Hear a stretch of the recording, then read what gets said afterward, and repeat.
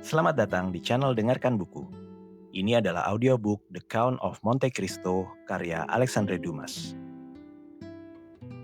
Bab 46. Kredit tanpa batas. Sekitar pukul 2 siang keesokan harinya, sebuah kereta Kalash yang ditarik sepasang kuda Inggris megah berhenti di depan pintu Monte Cristo. Seorang pria mengenakan mantel biru dengan kancing senada, rompi putih yang dihiasi rantai emas tebal, celana coklat dan rambut hitam yang menjuntai begitu rendah hingga menutupi alisnya, membungkuk dari pintu kereta. Rambutnya yang hitam mengilap tampak hampir buatan, begitu kontras dengan kerutan dalam di wajahnya yang jelas menunjukkan usia di atas 50 tahun.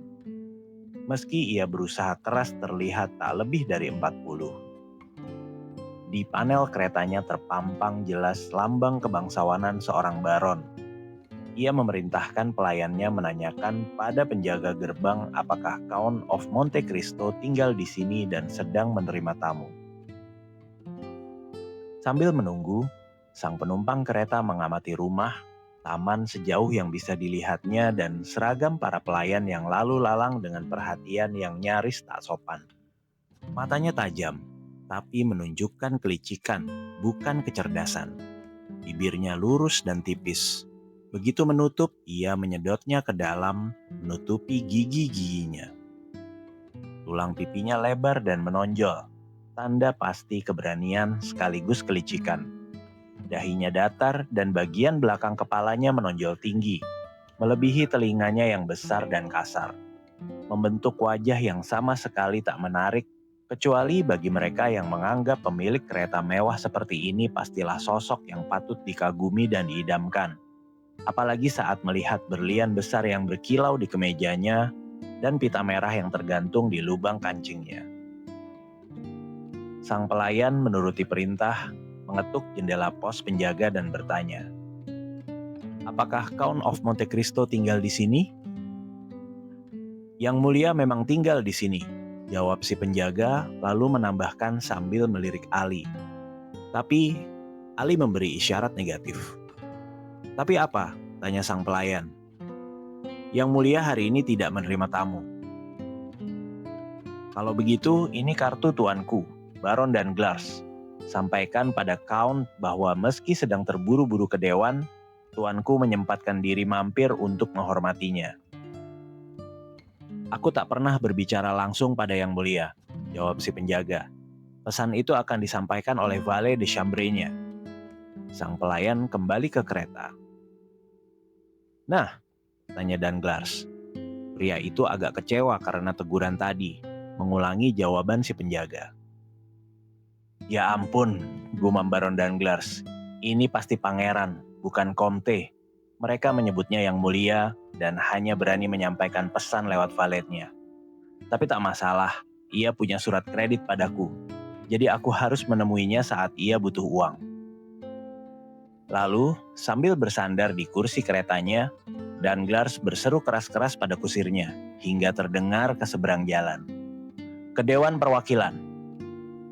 Monte Cristo, yang telah diberitahu sebelumnya tentang kunjungan ini, dari balik tirai pavilionnya telah mengamati sang baron dengan lorgnet berkualitas tinggi. Secermat Danglars mengamati rumah, taman, dan pelayannya. "Orang ini benar-benar berwajah buruk," kata sang Count dengan jijik sambil menutup lorgnetnya ke dalam kotak gadingnya. Bagaimana mungkin orang tidak langsung menjauh saat melihat dahinya yang datar dan menjorok seperti ular, kepalanya bulat seperti burung nasar dan hidung bengkoknya yang tajam seperti paruh Raja Wali? "Ali!" serunya sambil memukul gong tembaga. Ali muncul. "Panggil Bertuccio," perintah sang Count. Hampir seketika Bertuccio masuk. "Apakah Yang Mulia ingin bertemu saya?" tanyanya. "Ya," jawab sang Count. "Kau pasti melihat kuda yang tadi berhenti di depan pintu?" "Tentu Yang Mulia. Saya perhatikan keindahannya yang luar biasa." "Kalau begitu, mengapa?" kata sang Count sambil mengerutkan kening. "Saat ku minta kau membeli sepasang kuda terbaik di Paris, Ada sepasang kuda lain yang sama indahnya dengan milikku, yang tidak berada di kandangku. Melihat ekspresi ketidaksenangan dan nada marah sang kaun, Ali langsung pucat dan menunduk. "Ini bukan salahmu, Ali yang baik," kata sang kaun dalam bahasa Arab, dengan kelembutan yang tak disangka-sangka dari suara atau wajahnya. "Kau memang tak paham ciri kuda Inggris." Wajah Ali yang malang pun kembali tenang. "Perkenankan saya menjelaskan, Yang Mulia," kata Bertuccio. "Kuda yang Anda maksud tadi memang tidak dijual saat saya membeli kuda Anda." Monte Cristo mengangkat bahu. "Tampaknya Tuan Pengurus," katanya, "kau belum tahu bahwa segala sesuatu bisa dibeli oleh siapapun yang mau membayar harganya." "Yang Mulia mungkin tak tahu bahwa Monsieur Danglars membayar 16.000 franc untuk kudanya." "Bagus, kalau begitu tawarkan 2 kali lipat jumlah itu." Seorang bankir tak pernah melewatkan kesempatan menggandakan modalnya. "Apakah Yang Mulia sungguh-sungguh?" Monte Cristo menatap orang yang berani meragukan ucapannya dengan pandangan terkejut sekaligus tak senang. "Aku ada acara malam ini," jawabnya. "Aku ingin kuda-kuda itu dengan perlengkapan baru, sudah siap di depan pintu bersama keretaku." Bertuccio membungkuk dan hendak pergi, tapi saat mencapai pintu, ia berhenti dan bertanya, "Jam berapa Yang Mulia ingin kereta dan kudanya siap?" "Pukul 5, jawab sang kaun. "Mohon maaf Yang Mulia," kata sang pengurus dengan nada memohon. "Saya berani mengingatkan bahwa sekarang sudah pukul 2. "Aku sangat menyadarinya," jawab Monte Cristo tenang. Lalu ia berpaling ke Ali.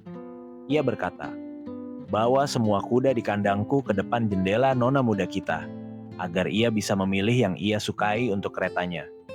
Mohon juga ia berkenan memberitahu apakah ia ingin makan malam bersamaku. Jika iya, sajikan makan malam di apartemennya. Sekarang pergilah dan suruh valet de chambre-ku datang." Begitu Ali menghilang, sang valet masuk. "Monsieur Baptistin," kata sang kaun, "kau sudah setahun dalam pelayananku, waktu yang biasa kugunakan untuk menilai kelebihan atau kekurangan orang-orang di sekitarku. Kau sangat cocok denganku." Baptistin membungkuk rendah.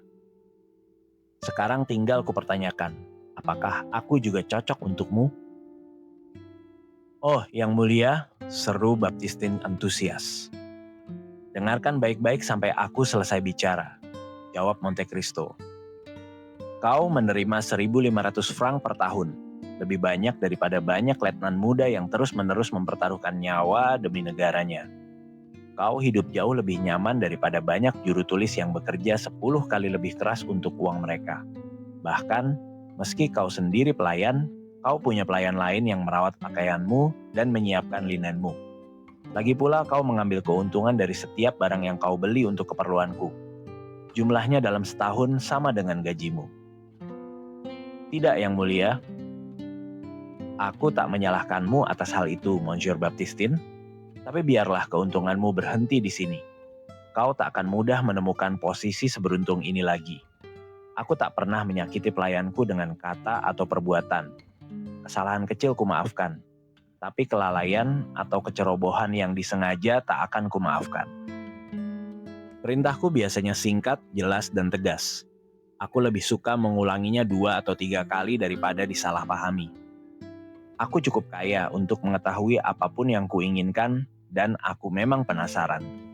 Jika ku dengar kau membicarakan aku, baik memuji atau mencela, mengomentari tindakanku, atau mengawasi perilakuku, saat itu juga kau akan kuberhentikan. Sekarang pergilah. Aku tak pernah memperingatkan pelayanku 2 kali. Ingat itu." Baptistin membungkuk dan berjalan ke pintu. "Aku lupa menyebutkan," kata sang kaun, "bahwa setiap tahun aku menyisihkan sejumlah uang untuk setiap pelayanku. Mereka yang kuberhentikan kehilangan hak atas uang ini, dan bagiannya akan ditambahkan ke dana bagi pelayan yang tetap bersamaku, yang akan dibagi saat aku meninggal. Kau sudah setahun melayaniku dan danamu sudah mulai terkumpul. Biarkan terus berkembang."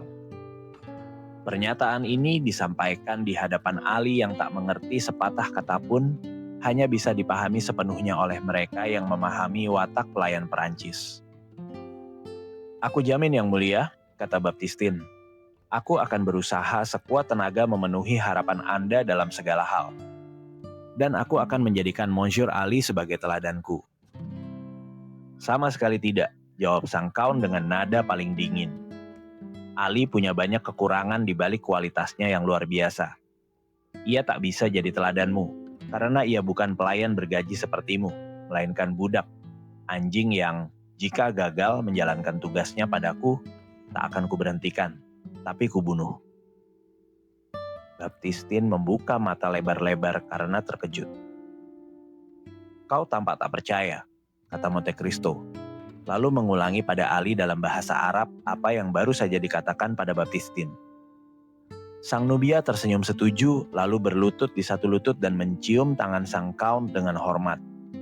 Konfirmasi ini mengakhiri keheranan Baptistin. Sang kaun lalu memberi isyarat pada valenya untuk pergi dan meminta Ali mengikutinya ke studinya, tempat mereka berbicara lama dan serius. Saat jarum jam menunjukkan pukul 5, sang kaun memukul gong 3 kali. 1 pukulan memanggil Ali, 2 memanggil Baptistin, 3 memanggil Bertuccio. Sang pengurus masuk. "Kudaku," kata Monte Cristo, "sudah siap di depan pintu, sesuai perintah Yang Mulia. Apakah Yang Mulia ingin saya menemani?" "Tidak, cukup kusir Ali dan Baptistin." Sang kaun turun ke pintu rumahnya dan melihat keretanya ditarik oleh sepasang kuda yang pagi tadi sangat dikaguminya, milik Danglars. Saat melewatinya, ia berkata, "Memang sangat indah, dan kau berbuat baik membelinya, meski agak lambat tidak membelinya lebih awal."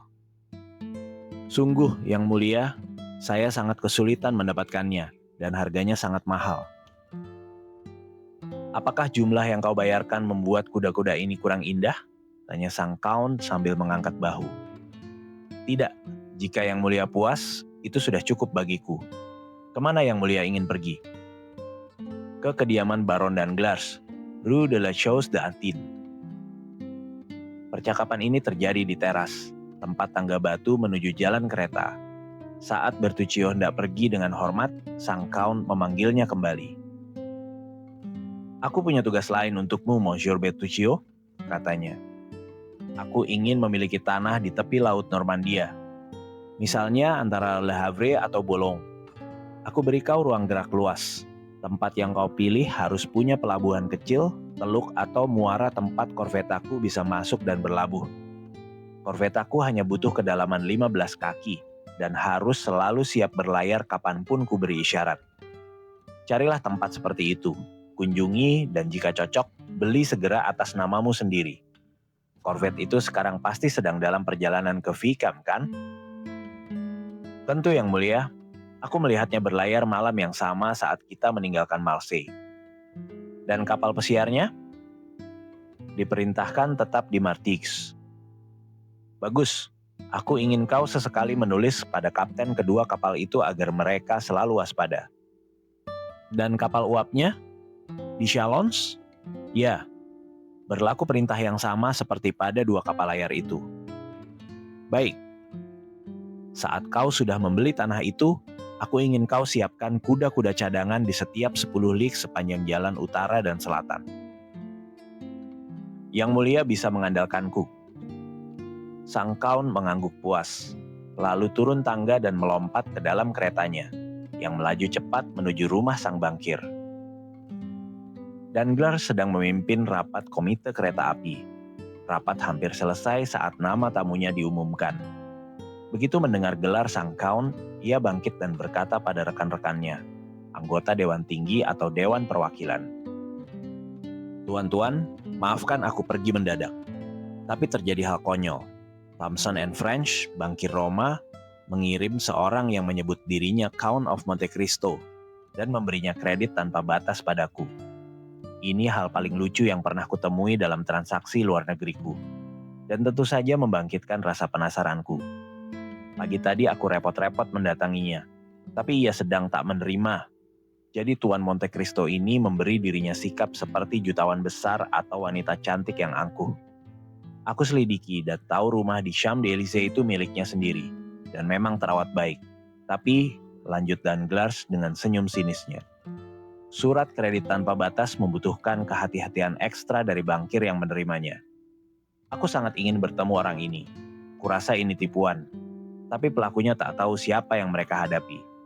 Yang tertawa terakhir, tertawa paling keras. Setelah menyampaikan pidato megah ini dengan semangat yang membuatnya nyaris kehabisan nafas, ia membungkuk pada para hadirin lalu pergi ke ruang tamunya. Ruangan itu, dengan perabot mewah warna putih dan emas, sudah terkenal di Charles d'Antin. Disinilah ia menerima tamunya di bawah untuk mengesankan dengan kemewahannya. Ia mendapati sang Count sedang berdiri di depan salinan lukisan Albano dan Fattore yang dijual sebagai asli padanya. Tapi meski hanya salinan, lukisan itu seolah merasa terhina ditempatkan di bawah langit-langit berwarna mencolok itu. Sang Count berbalik saat mendengar Danglars masuk. Dengan sedikit anggukan, Danglars menunjuk kursi berlapis satin putih berhiaskan emas, dan sang Count duduk. Aku kira aku berbicara pada Monsieur de Monte Cristo. Sang Count membungkuk. Dan aku pada Baron Danglars, Satria Legion d'Honneur dan anggota Dewan Perwakilan. Monte Cristo mengulang semua gelar yang tertera di kartu sang Baron. Danglars merasakan sindiran itu dan mengatupkan bibirnya. Kumohon maaf, Monsieur, karena tak menyebutkan gelarmu tadi, katanya. Tapi kita hidup di bawah pemerintahan rakyat dan aku sendiri wakil kebebasan rakyat. Begitu rupa, jawab Monte Cristo. Hingga meski kau menyebut dirimu Baron, kau enggan menyebut orang lain Comte? Demi kata-kataku, kata Danglars dengan sikap acuh. Aku tak peduli pada gelar kosong itu. Aku diangkat jadi Baron dan Ksatria Legion d'Honneur sebagai imbalan jasa. Tapi kau mengikuti contoh Messieurs de Montmorency dan Lafayette yang melepaskan gelarnya? Itu contoh mulia, Monsieur? Ya, tapi tidak sepenuhnya, hanya di depan umum. Kau paham? Aku mengerti. Pada pelayanmu kau tuan. Wartawan memanggilmu Monsieur, dan konstituenmu memanggilmu warga. Ini perbedaan yang sangat cocok di bawah pemerintahan konstitusional. Aku paham dengan sempurna. Lagi-lagi Danglars menggigit bibirnya. Ia sadar tak mampu menandingi Monte Cristo dalam perdebatan semacam ini. Jadi ia buru-buru beralih ke topik yang lebih nyaman. Izinkan aku memberitahu Count, katanya sambil membungkuk, bahwa aku menerima surat pemberitahuan dari Thomson and French di Roma. Aku senang mendengarnya, Baron, karena aku akan memanggilmu seperti pelayanmu memanggilmu. Aku terbiasa menyebut orang dengan gelarnya karena tinggal di negeri tempat Baron masih Baron karena kelahiran. Tapi surat pemberitahuan itu, aku lega ia sudah sampai. Itu menghindarkanku dari tugas merepotkan dan tak menyenangkan datang sendiri meminta uang. Kau sudah menerima surat resmi, kan? Ya, kata Danglars. Tapi aku mengaku tak paham maksudnya. Benarkah? Karena itulah aku datang untuk meminta penjelasan. Silakan, Monsieur, aku siap menjelaskan apapun yang kau inginkan. Nah, dalam surat itu, kurasa aku membawanya. Ia merogoh saku dada. Ya, ini dia. Surat ini memberi Count of Monte Cristo kredit tanpa batas pada rumah kami. Nah, Baron, apa yang sulit dipahami dari itu? Hanya kata tanpa batas, tidak lebih. Apakah kata itu tidak dikenal di Prancis? Penulisnya orang Anglo-Jerman, kau tahu? Oh, soal susunan suratnya tak ada masalah. Tapi soal keabsahannya, aku ragu. Mungkinkah? Tanya sang Count dengan nada polos dan jujur. Apakah Thomson and French tak dianggap bankir yang aman dan solven? Katakan pendapatmu, Baron, karena aku khawatir aku punya harta cukup besar di tangan mereka. Thomson and French benar-benar solvent, jawab Danglars dengan senyum mengejek. Tapi kata tanpa batas dalam urusan keuangan sangat samar. Justru karena itu tanpa batas, kata Monte Cristo. Persis yang hendak kukatakan, seru Danglars.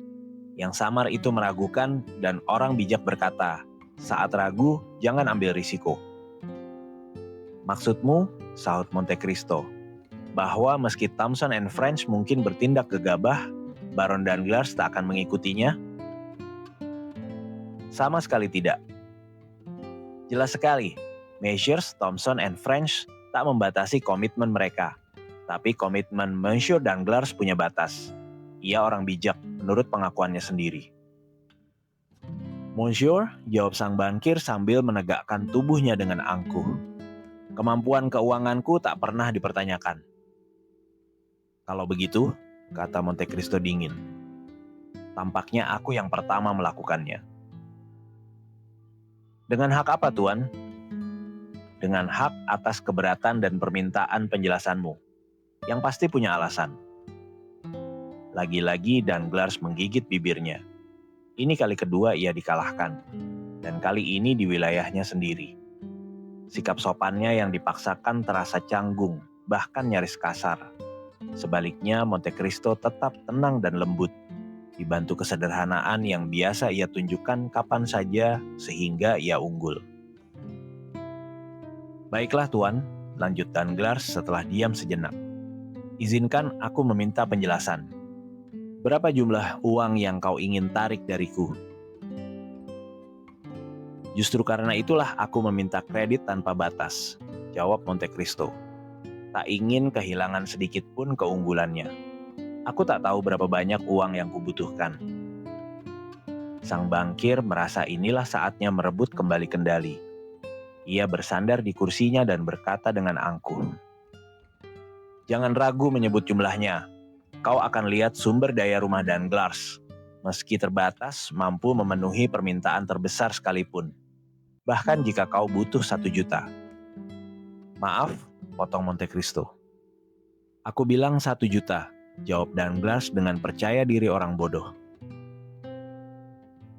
Apakah aku cukup dengan 1 juta? Balas sang Count.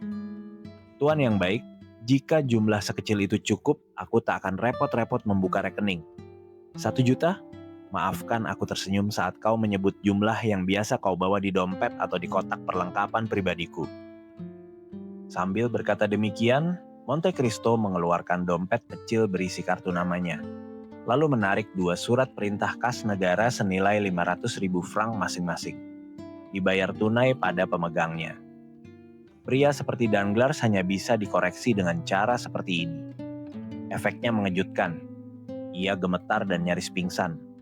Pupil matanya melebar saat menatap Monte Cristo. Ayolah, kata Monte Cristo. Akuilah jujur bahwa kau tak sepenuhnya percaya pada Thomson and French. Aku mengerti. Dan karena kuduga mungkin begitu, aku sudah mengambil tindakan pencegahan. Lihat, ini 2 surat serupa yang kau terima. Satu dari Arstein dan Escales di Wina untuk Baron Rothschild, satu lagi dari Baring di London untuk Monsieur Leavitt. Sekarang Tuan, katakan saja, aku akan menghindarkanmu dari kekhawatiran dengan menunjukkan surat kreditku pada salah satu firma ini. Pukulan itu tepat sasaran. Danglars benar-benar kalah.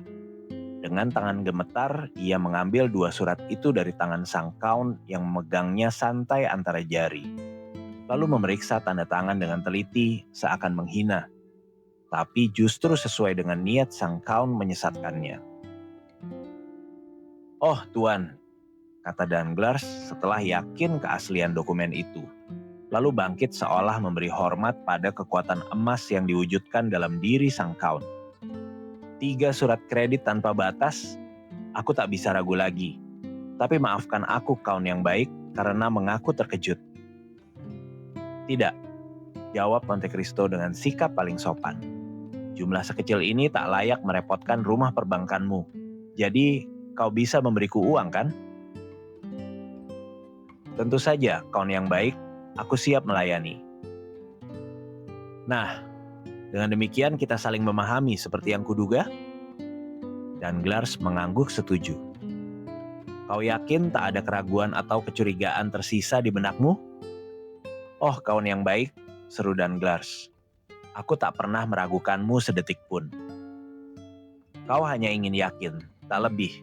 Tapi sekarang kita sudah sepaham. Dan semua kecurigaan lenyap. Mari kita tentukan jumlah pengeluaran tahun pertama. Misalnya 6 juta untuk... 6 juta? Desah Danglars. Baiklah. Kalau aku butuh lebih, lanjut Monte Cristo santai. Tentu aku akan menariknya darimu. Tapi niatku tak tinggal di Perancis lebih dari setahun. Dan dalam waktu itu aku kira tak akan melebihi jumlah itu. Tapi kita lihat saja. Kirimkan 500.000 franc besok padaku. Aku akan di rumah sampai tengah hari. Atau jika tidak, aku akan tinggalkan tanda terima pada pengurusku. Uang itu akan tiba di rumahmu jam 10 besok pagi, kawan yang baik, jawab Danglars. Bagaimana kau ingin menerimanya? Emas, perak, atau uang kertas? Separuh emas, separuh uang kertas jika boleh, kata sang Count sambil bangkit. Aku harus mengakui, Count, kata Danglars. Selama ini kukira aku tahu semua kekayaan besar di Eropa. Tapi kekayaan sepertimu benar-benar asing bagiku. Bolehkah aku bertanya, apakah kau sudah lama memilikinya? Sudah lama sekali dalam keluarga, jawab Monte Cristo. Semacam harta karun yang dilarang disentuh selama periode tertentu. Selama itu bunganya menggandakan modal. Periode yang ditentukan pewarisnya baru saja berakhir dan baru beberapa tahun terakhir ini kugunakan. Jadi wajar jika kau tak tahu. Tapi kau akan segera tahu lebih banyak tentang aku dan hartaku. Saat mengucapkan kata-kata terakhir ini, sang Count menyertainya dengan senyum mengerikan yang dulu membuat Franz D'Epinay ketakutan. Dengan selera dan kemampuanmu, lanjut Danglars, kau pasti akan menunjukkan kemewahan yang membuat kami, jutawan malang, tanpa kusam. Jika tak salah kau penggemar lukisan. Setidaknya kulihat kau memperhatikan lukisanku tadi. Jika kau izinkan, aku akan tunjukkan galeriku. Semua karya seniman klasik dijamin asli. Tak ada lukisan modern. Aku tak tahan pada aliran modern. Kau benar menolaknya. Karena satu kesalahan besar. Mereka belum punya waktu menjadi tua. Atau maukah kau melihat patung-patung indah karya Thorwaldsen, Bartoloni, dan Canova? Semua seniman asing. Karena seperti kau lihat, aku kurang menghargai pematung Prancis kita. Kau berhak bersikap tak adil pada mereka, Monsieur. Mereka rekan senegaramu. Tapi semua itu bisa nanti, saat kita sudah lebih mengenal. Untuk sekarang, aku hanya ingin memperkenalkanmu pada Baroness Danglars. Maafkan ketidaksabaranku, kawan yang baik. Klien sepertimu hampir seperti anggota keluarga. Monte Cristo membungkuk, tanda menerima kehormatan itu. Danglars membunyikan bel, dan dijawab pelayan berpakaian mewah. Apakah Baroness di rumah? Ya, Tuan. Dan sendirian? Tidak, Tuan. Nyonya punya tamu. Apakah kau keberatan bertemu siapapun yang bersama Nyonya? Atau kau ingin tetap anonim? Tentu tidak, jawab Monte Cristo sambil tersenyum. Aku tak berhak bersikap demikian. Siapa yang bersama Nyonya? Monsieur Debray? Tanya Danglars dengan sikap memanjakan yang membuat Monte Cristo tersenyum. Karena ia tahu rahasia kehidupan rumah tangga sang bankir. Ya, Tuan, Monsieur Debray bersama Nyonya. Danglars mengangguk lalu berpaling ke Monte Cristo. Monsieur Lucien Debray sahabat lama kami, sekretaris pribadi Menteri Dalam Negeriku. Istriku, harus kukatakan, merendahkan dirinya menikah denganku. Ia berasal dari keluarga tertua di Prancis. Nama gadisnya Desevires, dan suami pertamanya Kolonel Marquis de Nargon. Aku belum berkesempatan mengenal Madame Danglars, tapi aku pernah bertemu Monsieur Lucien Debray. Benarkah? Di mana? Di rumah Monsieur de Morcerf. Ah, kau kenal Viscount muda itu. Kami sering bersama selama karnaval di Roma. Benar, benar, seru Danglars. Tunggu, bukankah ku dengar cerita aneh tentang petualangannya dengan bandit atau pencuri di reruntuhan, dan ia selamat secara ajaib? Aku lupa detailnya, tapi setelah pulang dari Italia, ia sering menghibur istri dan putriku dengan cerita itu. Yang mulia menunggu kalian, tuan-tuan, kata sang pelayan yang baru kembali dari menanyakan izin nyonyanya. Dengan izinmu, kata Danglars sambil membungkuk. Aku akan mendahului menunjukkan jalan. Silakan, jawab Monte Cristo. Aku mengikutimu.